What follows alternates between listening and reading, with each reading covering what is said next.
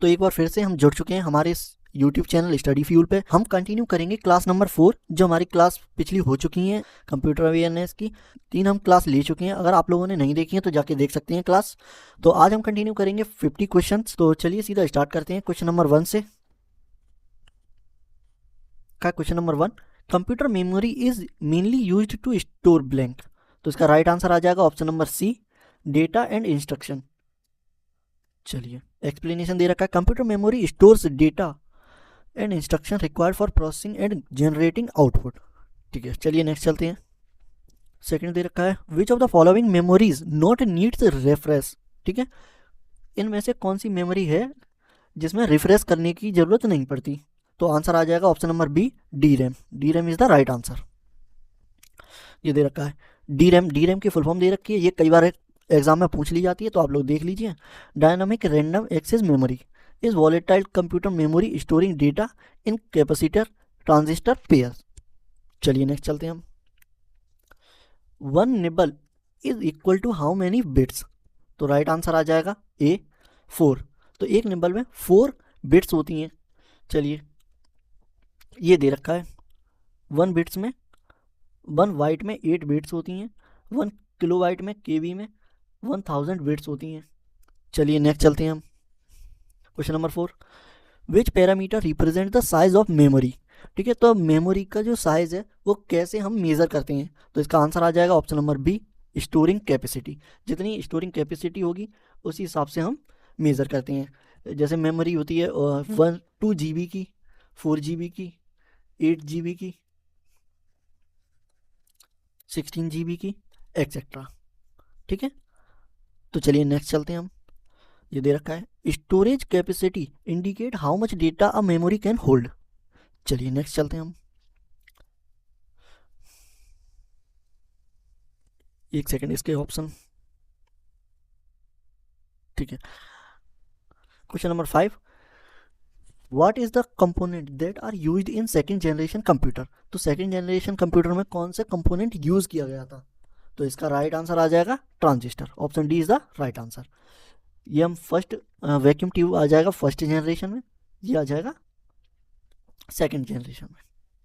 ठीक है, चलिए 6 आ जाएगा, memory is classified mainly into blank. तो मेमोरी किस चीज़ में क्लासीफाई है, उसके जो टाइप्स पूछे हैं वो पूछे हैं कौन कौन से होंगे इनमें से। तो राइट आंसर आ जाएगा option number C, primary and secondary memory में। ये उसी के पार्ट होते हैं, तो इसका राइट आंसर आ जाएगा ऑप्शन नंबर सी। चलिए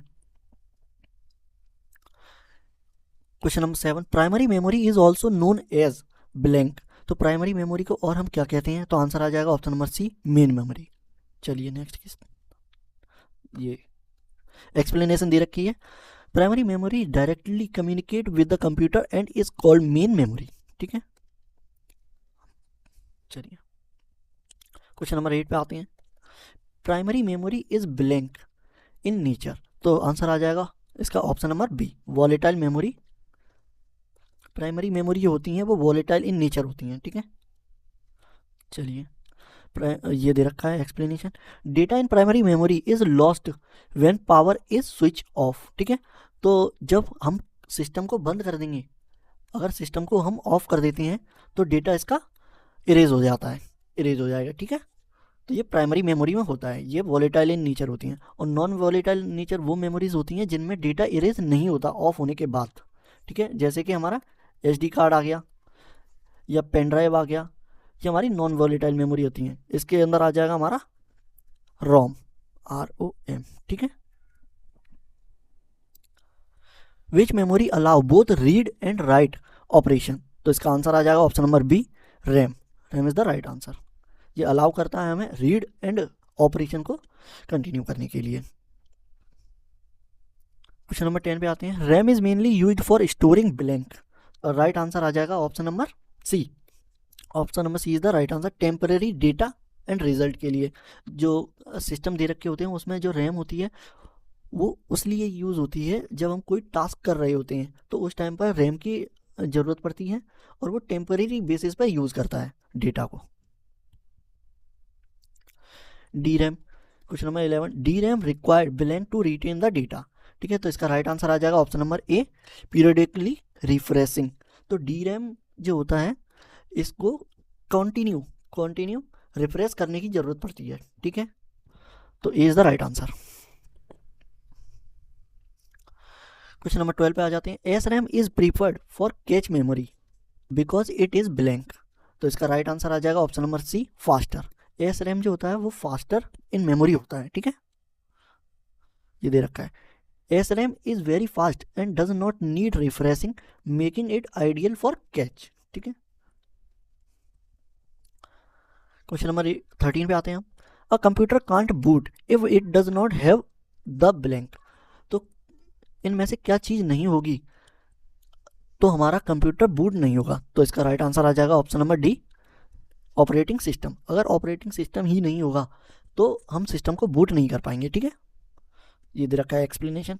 अ computer can not boot if it does not have the operating system install as the operating system manage hardware and software, provide the user interface and load essential files of the computer for the computer to function beyond just turning on। Question number 14 पे आते हैं।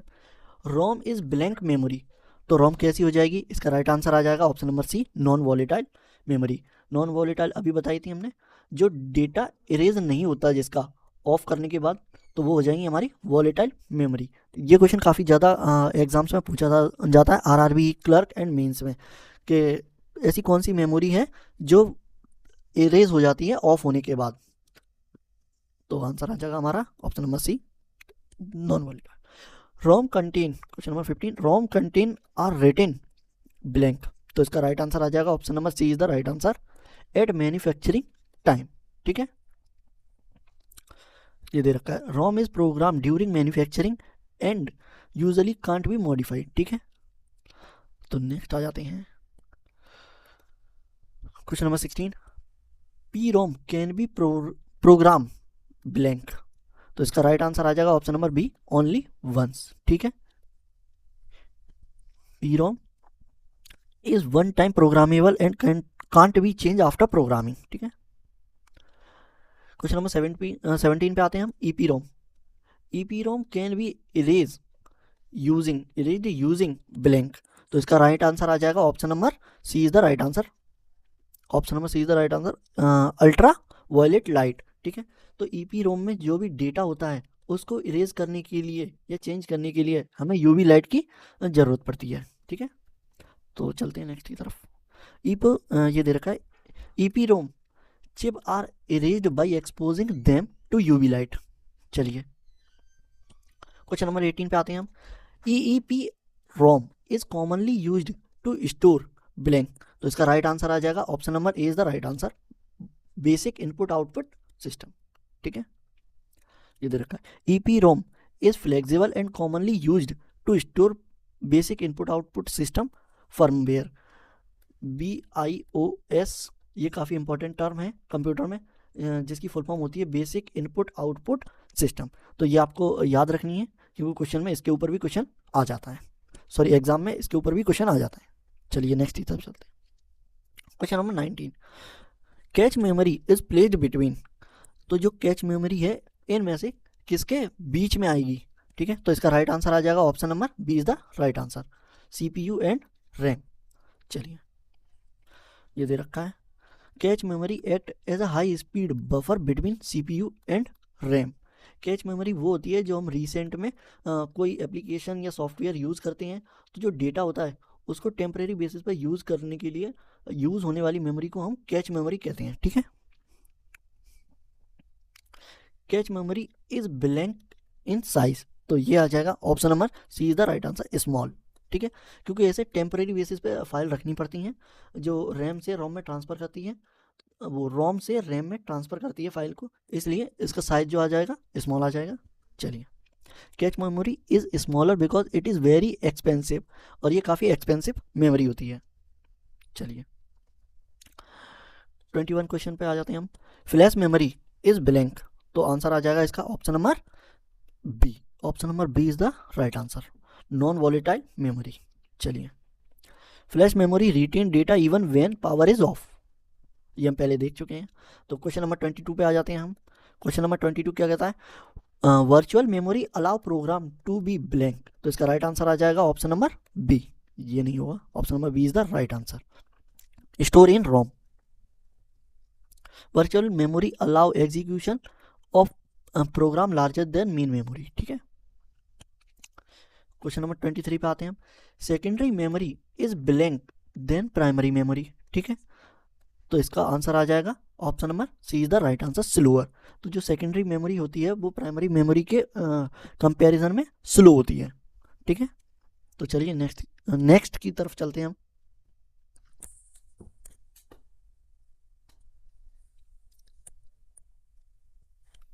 Question number 24 पे आते हैं हम। Secondary memory is mainly used for, तो इसका right answer आ जाएगा option number B is the right answer, parameter, sorry वो परमानेंट स्टोरेज। तो चलिए, ये दे रखा है it stores data and program permanently. ठीक है, सेकेंडरी मेमोरी में आ जाएंगे हमारे, एक सेकेंड,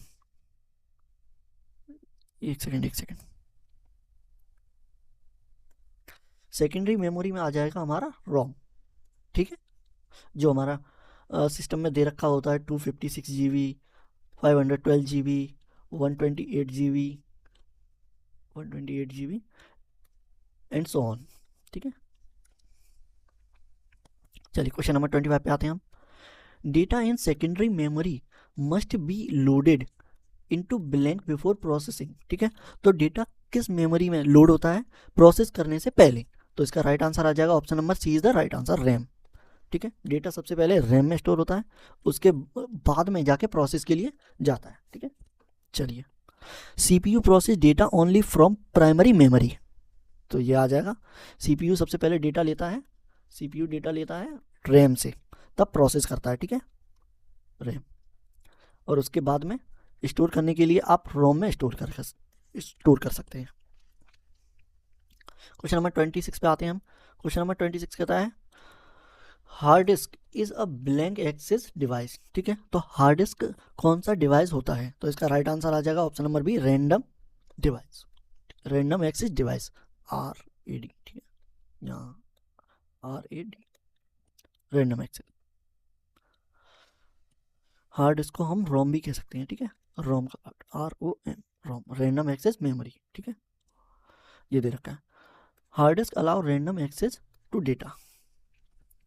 क्वेश्चन नंबर 27 पे आते हैं। Hard disk store data using blank. ठीक है, तो इसका राइट आंसर आ जाएगा option number C is the right answer, magnetic coating. Hard disk data store किस चीज का यूज करके करती है, तो फिर इसका आंसर आ जाएगा मैग्नेटिक कोटिंग।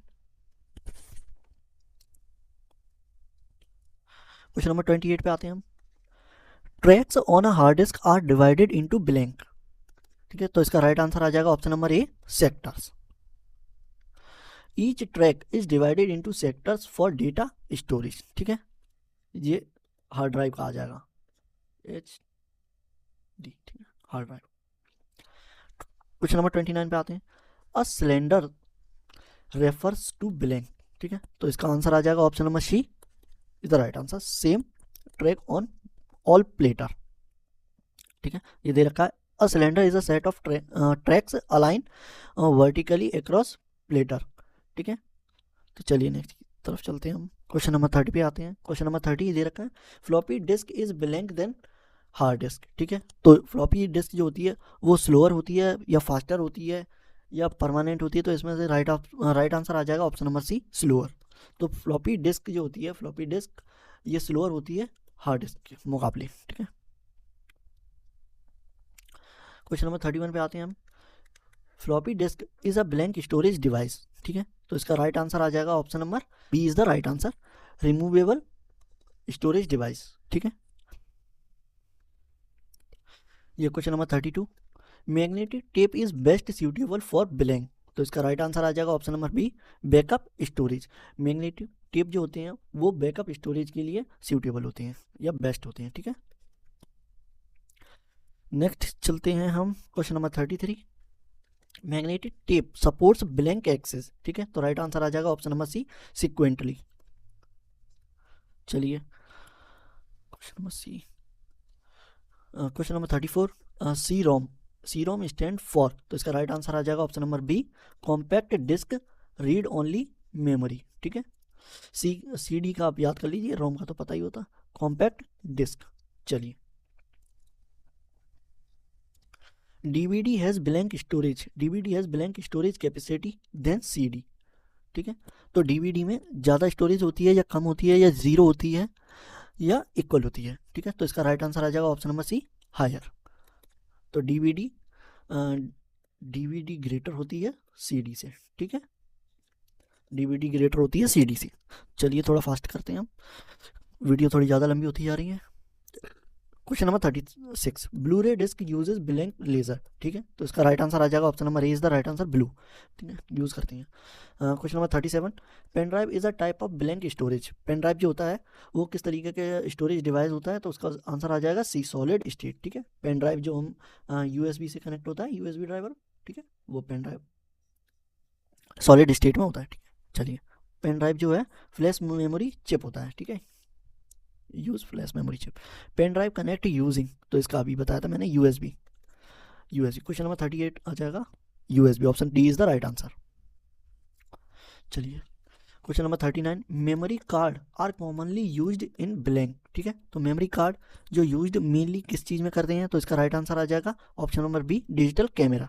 ठीक है, डिजिटल कैमरा जो होते हैं उनमें मेमोरी कार्ड का यूज़ होता है सबसे ज़्यादा। चलिए,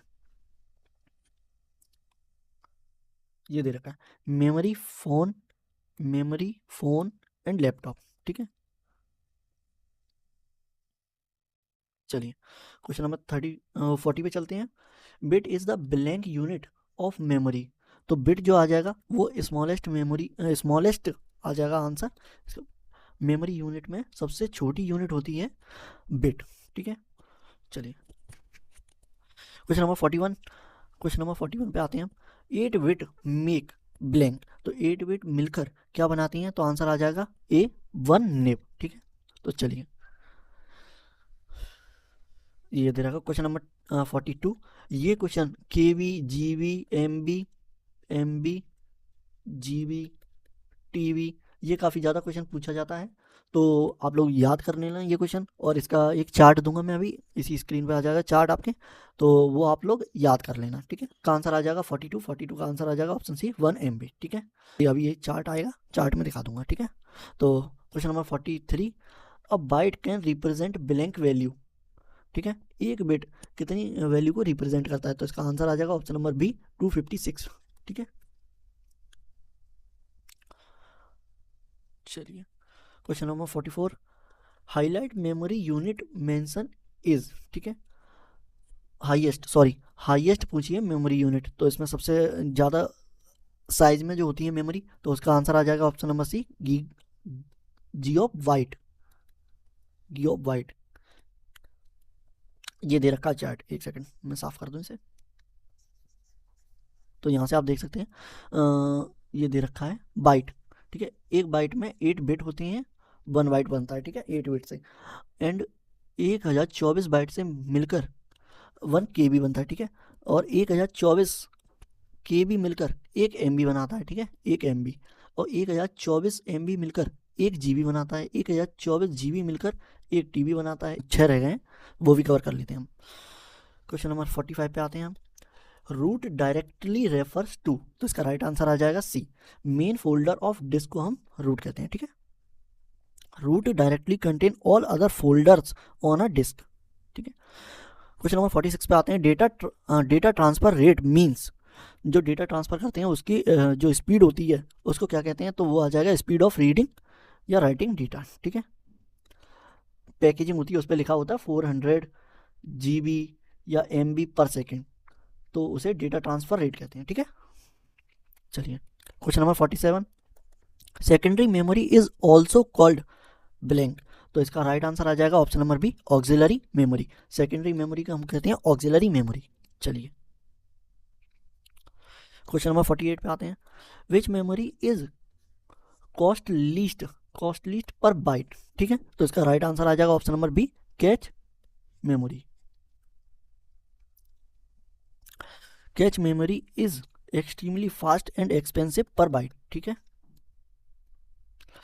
question number 49, which memory is closest to CPU, which memory is closest to CPU। तो इसका राइट आंसर आ जाएगा option number C, cache memory.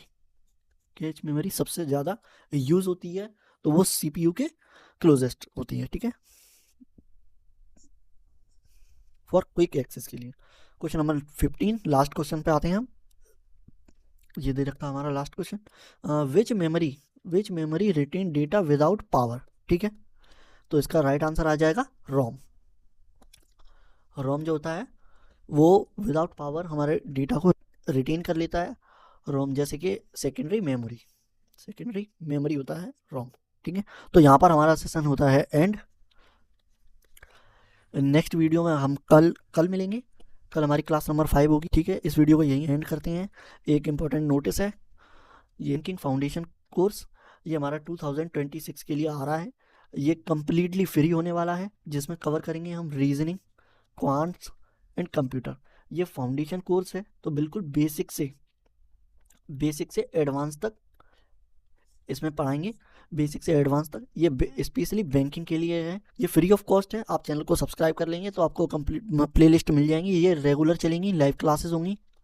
1 जन से स्टार्ट हो जाएंगी, 2026 से स्टार्ट हो जाएंगी क्लासेस। तो आप लोग चैनल को सब्सक्राइब कर लेना, जिससे कि आप कंप्लीट बैच फ्री में एक्सेस कर पाएँ, जिससे कि आप टारगेट कर पाएँ SBI, IBPS एंड RRB की जो भी कुछ पेपर होते हैं, PO एंड क्लर्क, ये सबको कवर करेगा। LIC भी कवर हो जाएगा, ठीक है। तो LIC जो भी इंश्योरेंस सेक्टर में आता है, रीजनिंग एंड क्वांट्स, तो वो सब कवर करेंगे हम इसमें। रीजनिंग में सबसे ज़्यादा फोकस होगा वो हमारा होगा सेटिंग एंड पजल पर, और क्वांट जो होगा उसमें हम DI एंड कैसलेट पर फोकस रखेंगे, ठीक है। तो चलिए वीडियो को यहीं एंड करते हैं। अगर आप लोगों को वीडियो पसंद आई हो तो लाइक कर देना और चैनल को सब्सक्राइब कर लेना। Thank you.